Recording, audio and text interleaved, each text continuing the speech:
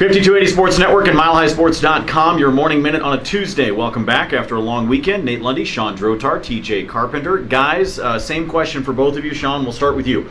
Are fans more pissed off that TJ Ward is gone or that Brock Osweiler is back? Well, it's because they happened at the same time. It made it very convenient. So I think people are more upset that Brock Osweiler's back.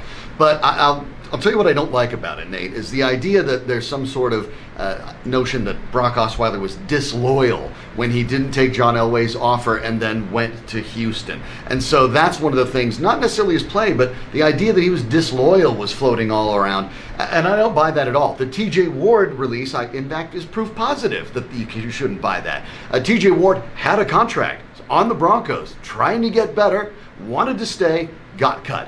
Teams are not loyal to players. It's ridiculous to think the players need to be loyal to teams. So for Brock Osweiler, he's back, and fans, regardless of what you think about his play, the idea that he was disloyal in leaving, that's ridiculous.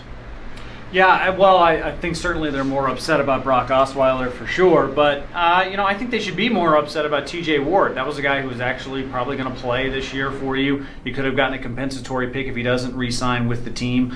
You lose out on that, and you also lose out on any potential trade possibilities. You do save yourself some salary cap. You get yourself some more cap space next season. You get some added money, so that's good for the franchise. But TJ Ward's a good player who's been to the Pro Bowl.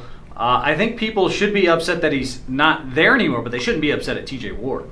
When you look at the quarterback play of this team, I think it's going to be a very, very, very, very, very, very long 17 weeks. So just get ready for that. This is not going to be fun.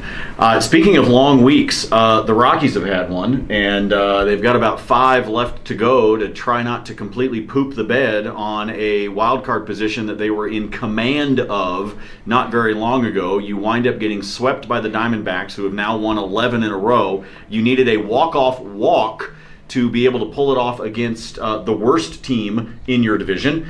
And the San Francisco Giants, if you were thinking about pressing the panic button, don't worry, we've already done it for you. Yeah, I think that's fair. The Rockies since mid-June have actually been one of the worst teams in the National League. It's scary to think that, but in the recent weeks, it's looked like it too. So after getting obliterated by the Diamondbacks at home, they're trying to at least salvage something against the Giants, but now they've set themselves up for a schedule that was always going to be very difficult in September. The bright side of it was they were going to get the Diamondbacks a few times, but now there's barely enough games to make it up, even if they sweep the Diamondbacks. It's a tough road. Yeah, don't care who it's against, win games. That's the name at this point. It's September. Your opponents, so look, the Dodgers are not playing well. They're kind of resting up a little bit. They're kind of waiting until the playoffs get here, which is their right because they're so far out in front. But if you take a look at the Rockies situation, I think you're right, Nate, when you say that it's pretty unrealistic that they get the home wild card slot at this point. But they need to maintain their playoff spot, period, which means you got to win games because